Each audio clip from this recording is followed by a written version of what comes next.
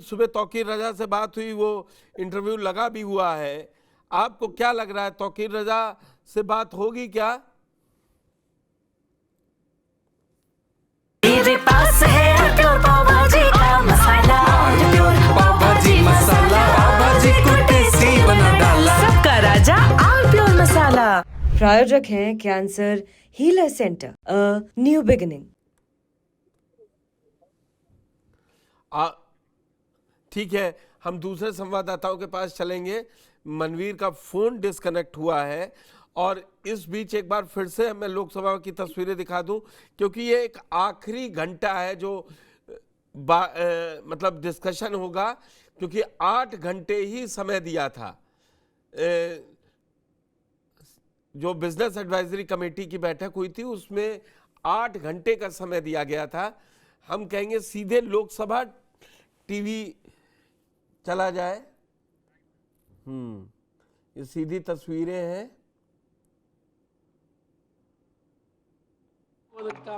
அக்கறையும் அவசியமும் ஏன் நிகழ்ந்தது என்று இதை புரிந்து கொள்ள முடியும்.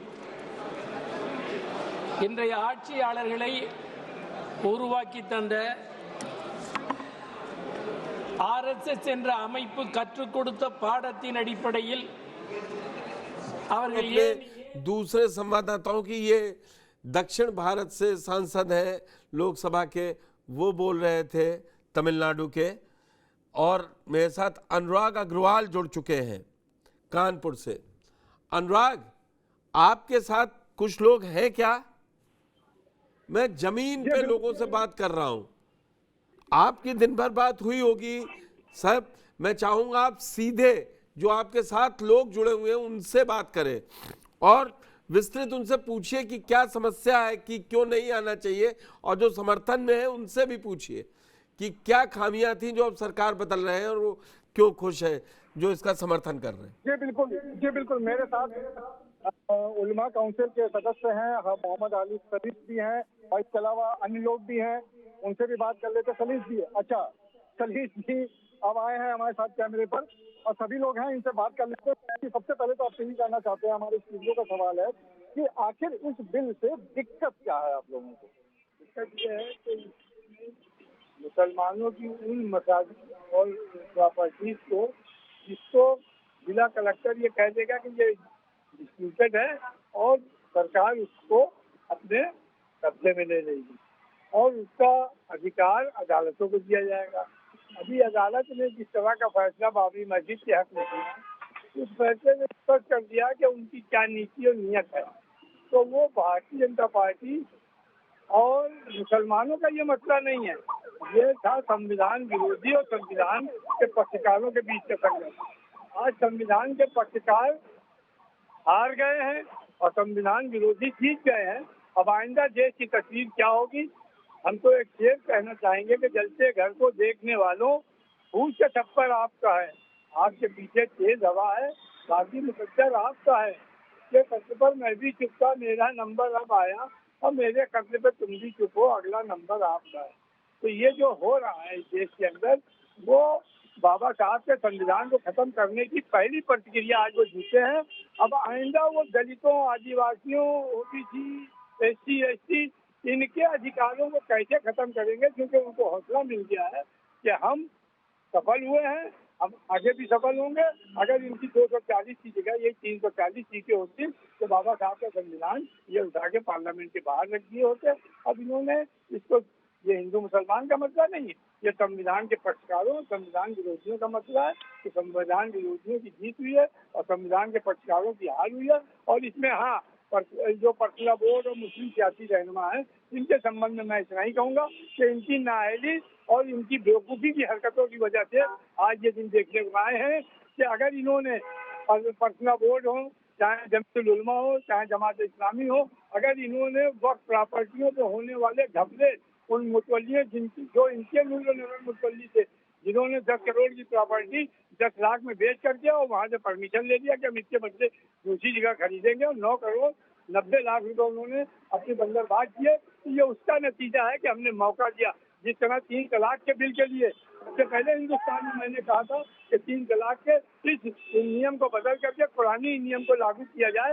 उस वक्त भी पर्सनल बोर्ड ने इस बात को नहीं दिया। क्यों कि ये उनकी रोजी रोटी का मसला है। उनको अगर ये बच्चों के मसले फंसेंगे तो उनके पास लोग आएंगे, तो उन्होंने इसका संज्ञान नहीं दिया। नतीजे के तौर पे यही कानून पार्लियामेंट और सुप्रीम कोर्ट दोनों ने ओके किया कि पुरानी नियम अनुसार तलाक हो। तो ये पर्सनल बोर्ड, ये सब जो बने थे संगठन, इन्होंने अपने वर्चस्व को कायम रखने के लिए इन संगठनों का विस्तार नहीं किया, अपने गुलामों को सदस्य बनाया ताकि वो इनके कहने के मुताबिक चले, जिसका नतीजा आज ये भुगत रहे। और ना ही जाति के माध्यम से अनुराग, लोगों से बात करें, ये सब किसी न किसी तरीके से किसी संस्था से जुड़े हैं या कुछ है। आम लोगों से मैं चाह रहा था जो कई तरीके के, चाहे वो बरेली हो, मुरादाबाद हो, हर तरीके से अलग अलग लोग। अब वो उलेमा काउंसिल के हैं, वो उलेमा काउंसिल लगातार विरोध भी कर रही थी और एक उनकी तंजीम है जो उसके पक्ष में है, तो वही आपको सुनने को मिलेगा। आम मुसलमान क्या सोच रहा है उस पर मैं बात जानना चाह रहा था। है कोई आपके साथ? जानना चाहेंगे। देखिए, इन्होंने जी ने जो बात कही वो कहीं ना कहीं एक बात तो साफ तौर पे कहती है, जो सरकार भी कह रही है कि आप ही के समुदाय के लोग थे जिनकी वजह से ये कब्जे भी हुए और कहीं ना कहीं इसका लाभ जो असली में मिलना चाहिए था लोगों को वो नहीं मिल पाया। सलीम जी ने भी वही बात कही है। आपको क्या लगता है? हमारा बिल्कुल स्पष्ट कहना है, साफ, कि आज जो ये हुआ है ये बिल्कुल ना होता अगर इस भारत के अंदर आज़ादी के बाद 10 मार्च 1948 को राजा जी मेमोरियल हॉल मद्रास के अंदर जब कायदे मिल्लत इस्माइल खान ने कहा था कि हिंदुस्तान में मुसलमानों को सियासी जमात की जरूरत है, लिहाजा उस हाल में बड़ी तादाद में लोगों ने उस बात को सराहा और तब इंडियन यूनियन मुस्लिम लीग की स्थापना की गई थी। अगर आज भारत के मुसलमानों ने, भारत के दलितों ने और अनुसूचित जाति के लोगों ने कायदे मिल्लत इस्माइल साहब की बात को माना होता, समझा होता, तो आज इस देश के अंदर जो संविधान विरोधी लोग जीत गए हैं, ये कभी ना जीतते।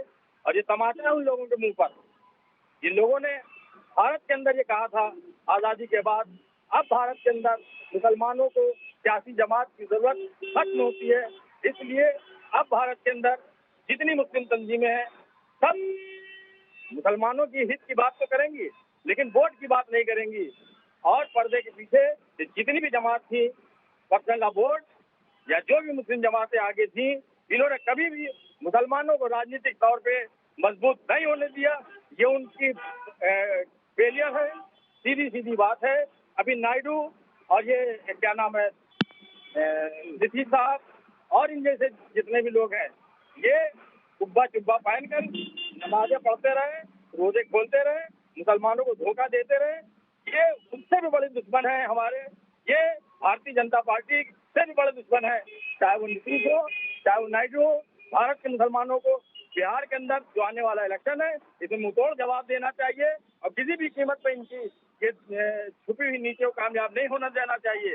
ये संघ परिवार से भी बड़े दुश्मन है हमारे दुश्मन बीजेपी नहीं है, हमारे दुश्मन संघ परिवार नहीं है, हमारे दुश्मन ये लोग हैं जो छुपे हुए लोग हैं, इनका एजेंडा गुप्त है। ये लोग मुसलमानों के हितैषी नहीं है, भारत के हितैषी नहीं है, संविधान के हितैषी नहीं है। बात तो ये है असल।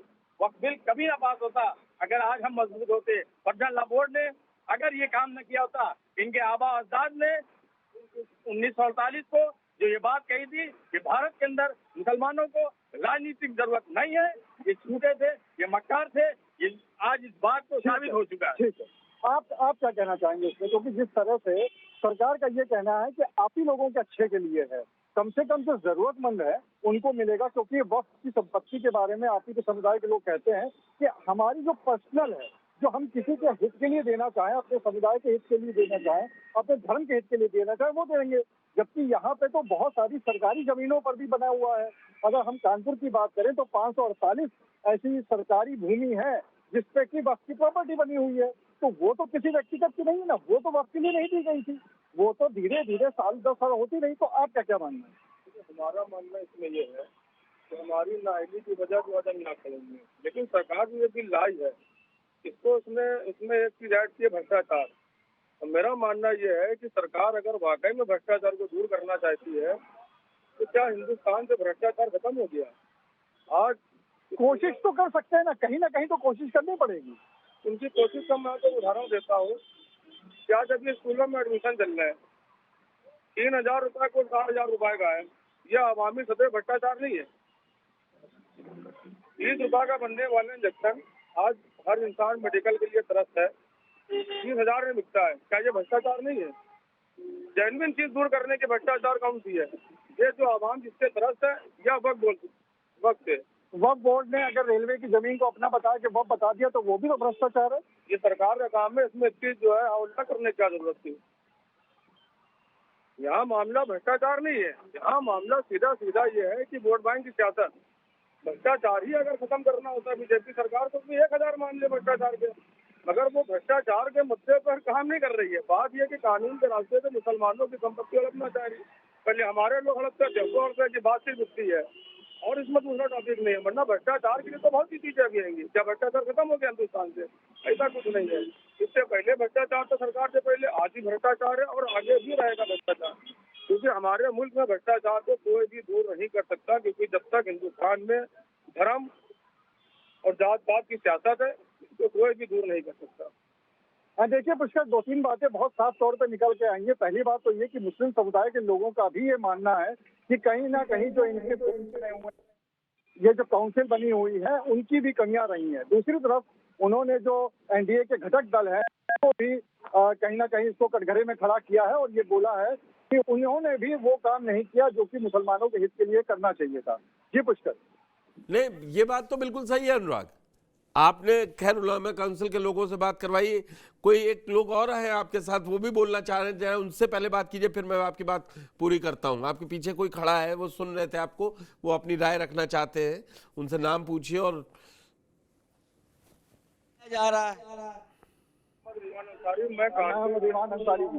अच्छा, अब ये बताइए कि यहाँ पर अभी बात हो रही थी, भ्रष्टाचार की बात करी, भ्रष्टाचार की बात को अलग करते हैं। आपका खुद ही कह रहे हैं कि भ्रष्टाचार समाप्त नहीं हो सकता, लेकिन इसको एक तरह से जो अभी तक ये पूरा वक्फ बोर्ड था, ये बिल लाने का मकसद ही यही है कि इसको पूरी तरह से सिस्टमैटिक कर दिया जाए, जिसका जो हक है वो उसको मिल जाया जाए, और सरकार भी ये कह रही है। तो इसमें फिर दिक्कत कहाँ है? अगर वाकई में हुकूमत किसी को हक देना चाहती है तो मेरा हुकूमत से एक मुतालबा है कि इस मुल्क में बसने वाले दलितों को सबसे पहले उसका हक दिया जाए। अगर बीजेपी सरकार वाकई में इस मुल्क में बसने वाले एक दलित और शूद्र को उसका हक देती है तो हमें ऐसे 1000 वक्त फिर उसके ऊपर निशावर है। पुष्कर, एक हमारे साथ जो सलीस जी थे वो भी कुछ कहना चाह रहे हैं, तो एक बार उनकी बात पूछ लेते हैं। आप क्या कहना चाह रहे थे? मैं ये कहना चाह रहा हूँ कि सरकार भ्रष्टाचार वक्फ बोर्ड में खत्म करना चाहती थी, तो जिन लोगों ने भ्रष्टाचार किया है 12 साल 11 साल के अंदर, उसने कितने लोगों को चिन्हित किया, सरकार ने कितनों को जेल भेजने का काम किया, सब पोल खुल बताओ, जाती है। उनकी बात छोड़िए, ये दरअसल में आज सिर्फ उन्हीं लोगों से बात सुन रहा था या दर्शकों तक पहुंचवा रहा था कि जो जमीन पर आम मुसलमान है वो क्या सोच रहा है, क्योंकि इस वक्त बिल से सीधा संबंध उसी का है।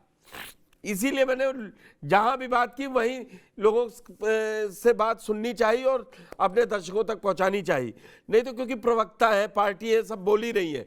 मैं बरेली से मनवीर, आपका बहुत बहुत धन्यवाद जुड़ने के लिए, और अनुराग अग्रवाल कानपुर से आपका जुड़ने के लिए बहुत बहुत धन्यवाद। मेरे पास है प्योर पाव भाजी का मसाला, पाव भाजी मसाला, पाव भाजी को टेस्टी बना डाला, सबका राजा ऑल प्योर मसाला। प्रायोजक हैं cancer healer centre, a new beginning.